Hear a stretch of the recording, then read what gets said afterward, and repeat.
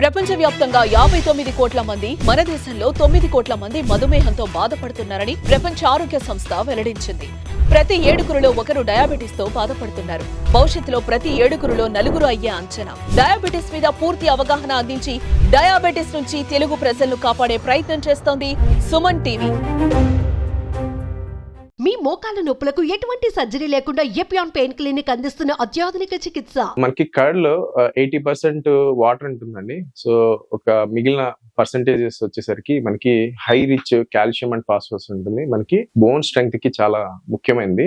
అలాగే కర్డ్ లో చాలా ప్రోబయోటిక్స్ ఉంటాయి. ఈ ప్రోబయోటిక్స్ అనేది గట్ హెల్త్ ని ఇంప్రూవ్ చేస్తుంది, లీకీ గట్ ని, ఇన్ఫ్లమేషన్ ని, అలాగే మనకి తొందరగా షుగర్ స్పైక్ కాకుండా తగ్గిస్తుంది.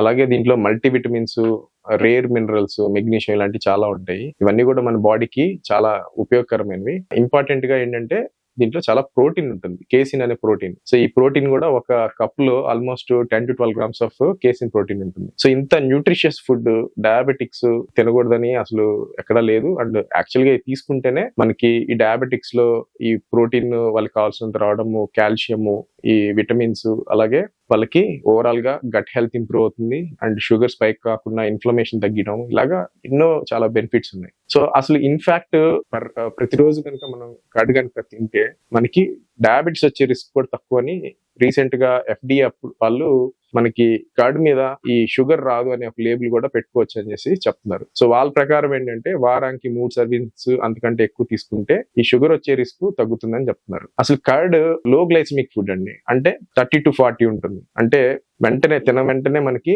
బాడీలోకి షుగర్ కూడా స్పైక్ అప్ అవుతుంది. దాంట్లో ఉండే లాక్టోజ్ అనే షుగర్ ఉంటుంది చూడండి, అది కూడా మనకి బాడీలోకి తొందరగా స్పైక్ అవ్వదు. ఎందుకంటే దీంట్లో ఉండే ప్రోటీన్ అనేది అది డిలేస్ ద అబ్జార్ప్షన్ ఆఫ్ మనకి ఈ షుగర్ ని. అలాగే మీరు 50 grams కనుక రోజు తీసుకుంటే మీకు డయాబెటీస్ వచ్చే రిస్క్ కూడా 7% తగ్గుతాయని చెప్పి లేటెస్ట్ స్టడీస్ కూడా చెప్తున్నాయి. ఇంతేకాకుండా మీరు ఈ కర్డ్ తో పాటు కొంచెం ఫ్లాక్ సీడ్స్ అవి యాడ్ చేసుకుని కనుక ఈ డయాబెటిక్స్ తీసుకుంటే వాళ్ళకి కొలెస్ట్రాల్ కూడా తగ్గే అవకాశాలు ఉన్నాయని చెప్పేసి ఆల్మోస్ట్ 15% కొలెస్ట్రాల్ తగ్గే అవకాశం ఉందని చెప్తున్నారు. సో ఏదైనా కూడా మోడరేషన్ లో తినాలి. అంటే ఒక 150 to 200 grams అంతకంటే ఎక్కువ తీసుకోకూడదు.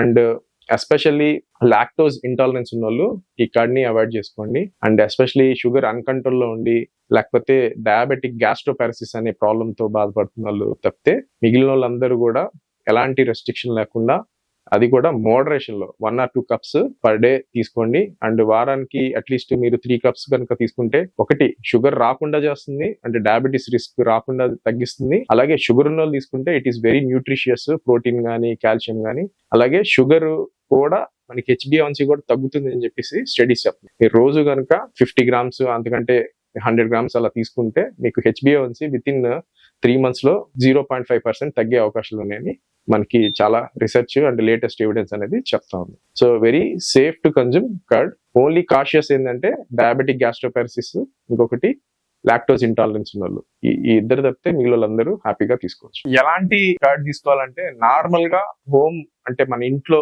పాలు తోడు పెట్టుకొని ఓవర్ నైట్ అలాంటి కర్డ్ అనేది మంచిదండి. సో బయట మనకి దొరికే కర్డ్ ఒకసారి దాన్ని క్షుణ్ణంగా చూడండి, దాంట్లో ఎక్స్ట్రా యాడెడ్ షుగర్స్ ఏమైనా ఉన్నాయని. అలాంటి ఎక్స్ట్రా యాడెడ్ షుగర్స్ కానీ ఫ్లేవర్డ్ కర్డ్ కానీ మంచిది కాదు. అండ్ రెండోది, చాలా వరకు బయట మన దొరికే కర్డ్స్ వీటిలో లైవ్ బ్యాక్టీరియా ఉందా లేదా చూసుకోండి. లైవ్ బ్యాక్టీరియా లేదు అంటే మనకి ఆ కర్డ్ తినడం వల్ల పెద్ద గట్ కానీ మనకి ఓవరాల్ గా హెల్త్ కానీ పెద్ద బెనిఫిట్ ఉండదు. సో నెక్స్ట్ టైం మీరు కర్డ్ బయట తినేటప్పుడు ఇలాంటి చిన్న లేబుల్స్ చదువుకొని తీసుకోండి. సో డయాబెటిక్స్ కి కర్డ్ తినడం వల్ల చాలా హెల్త్ బెనిఫిట్స్ ఉన్నాయి. సో ప్రోబయోటిక్స్ కి, ప్రీబయోటిక్స్ కి, హార్ట్ కి చాలా సంబంధం ఉందండి. ఈ సంబంధమే గట్ బ్రెయిన్ యాక్సిస్ లాగే గట్ హార్ట్ యాక్సిస్. సో మనకి ఈ ప్రోబయోటిక్స్ అండ్ ప్రీబయోటిక్ మన బాడీలో ఇన్ఫ్లమేషన్ తగ్గిస్తుంది. అట్లాగే ఇన్ఫ్లమేషన్ ఇన్ ద ఆర్టరీస్ కూడా తగ్గడం వల్ల ఆర్టరీ స్టిఫ్నెస్ అనేది తగ్గుతుంది. సో ఈ ప్రీబయోటిక్స్, ప్రోబయోటిక్స్ అనేది మనకి షార్ట్ చైన్ ఫ్యాటీ యాసిడ్స్ అనేది రిలీజ్ అవడం వల్ల మనకి గట్ లో inflammation and gut immunity modulation ఇవన్నీ కూడా బాగా జరుగుతాయి. అండ్ బ్యాడ్ కొలెస్ట్రాల్ తగ్గుతుంది, గుడ్ కొలెస్ట్రాల్ పెరుగుతుంది. ఇట్లాగా సో మెనీ బెనిఫిట్స్ ఉన్నాయి. సో రీసెంట్ స్టడీస్ లో ఏం తెలుస్తుందంటే మనకి ప్రీబయోటిక్స్, ప్రోబయోటిక్స్ తీసుకోవడం వల్ల మనకి ఆల్మోస్ట్ బ్యాడ్ కొలెస్ట్రాల్ ఒక 70 to 20 milligrams per deciliter తగ్గే అవకాశాలు ఉన్నాయని తెలుస్తుంది. ఇది ఎలా జరుగుతుందంటే, సో మనకి ఈ బైల్ యాసిడ్స్ ని బ్రేక్ చేయడం ద్వారా మనకి బాడీలోకి రీఅబ్జార్బ్ కాకుండా చేస్తుంది. తద్వారా ఈ కొలెస్ట్రాల్ అనేది బాడీలో నుంచి ఎక్స్క్రీట్ అయిపోతుంది. సో బ్యాడ్ కొలెస్ట్రాల్ తగ్గిపోతుంది. అలాగే మనకి బ్లడ్ ప్రెషర్ కూడా తగ్గిస్తుంది. అంటే ఆర్టరీలో ఉండే ఇన్ఫ్లమేషన్ ఆ క్రానిక్ ఇన్ఫ్లమేషన్ ని బాడీలో తగ్గడం ద్వారా ఈ ఆర్టరీస్ స్టిఫ్ గా మారకుండా ఉంటుంది. సో డయాస్టోలిక్ బ్లడ్ ప్రెషర్ చాలా వరకు మనకి ఇంప్రూవ్ అవుతుంది. ఆల్మోస్ట్ 2 మిలీగ్రామ్స్ వరకు ఇంప్రూవ్ అవుతుంది అని చెప్పేసి తెలుస్తుంది. సో అలాగే మనకి ప్రీబయాటిక్స్ ప్రోబయాటిక్స్ బాగా తీసుకుంటే హార్ట్ రేట్ కూడా ఒక 3 to 5 beats per minute కూడా తగ్గుతుంది అని చెప్పేసి తెలుస్తుంది.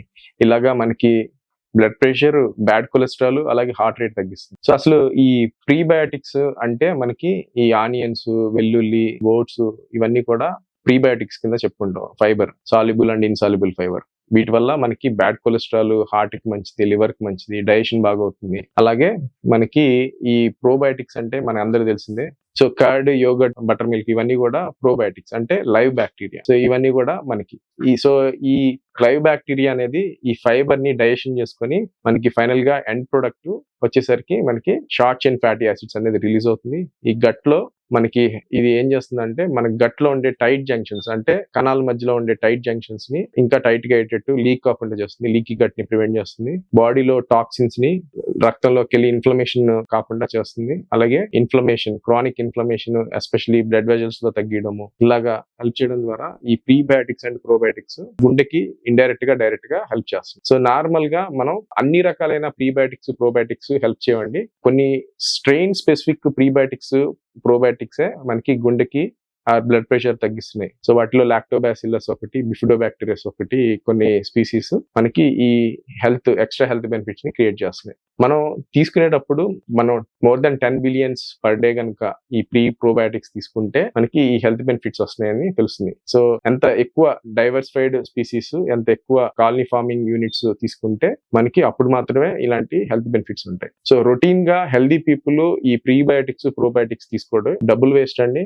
పెద్ద హెల్త్ బెనిఫిట్స్ ఉండవు. ఎందుకంటే most of the prebiotic or probiotic food మనకి యాసిడ్ వల్ల చాలా వరకు ఎలిమినేట్ అయిపోద్ది. Whatever the remaining bacteria అనేది మనకి లార్జ్ ఇంటెస్టైన్ లోకి వెళ్ళినప్పుడు కాలనీ రెసిలియన్స్ అంటారు. అంటే మనకి ఆల్రెడీ ఉన్న బ్యాక్టీరియా ఈ ప్రోబయాటిక్స్ లో ఉండే బ్యాక్టీరియాని డిపాజిట్ కాకుండా రెసిస్ట్ చేస్తాయి. సో అవంతా కూడా మోషన్ ద్వారా బయటకు వెళ్ళిపోతుంది. సో న్యాచురల్ గా మనం ఈ పెరుగు గానీ లేకపోతే ఈ కెఫీర్, కంబూచా ఇలాంటి ప్రోబయాటిక్ రిచ్ ఫుడ్స్ అంటే మనకి ఇంకా పచ్చళ్ళు ఇలాంటివి తీసుకోవడం, పులిసిపోయిన దోశలు, ఇడ్లీలు వీటిలో ప్రోబయాటిక్స్ అనేది చాలా ఎక్కువ ఉంటాయి. అంటే లైవ్ బ్యాక్టీరియా ఉంటాయి. అలాగే ప్రీబయాటిక్స్ వచ్చేసరికి మనకి ఆనియన్స్, గార్లిక్, ఓట్స్ వీటిలో మనకి ఫైబర్ ఉంటుంది. ఈ ఫైబర్ అనేది ఈ బ్యాక్టీరియా సర్వైవల్ కి చాలా ఇంపార్టెంట్. సో ఈ ప్రీబయాటిక్స్ ప్రోబయాటిక్స్ కనుక మనం ప్రాపర్ గా తీసుకుంటే అంటే సింబయాటిక్స్ అంటారు, ఇవి బాగా తీసుకుంటే మనకి గట్ హెల్త్ అనేది చాలా ఇంప్రూవ్ అవుతుంది. అలాగే హార్ట్ హెల్త్ కూడా ఇంప్రూవ్ అవుతుంది.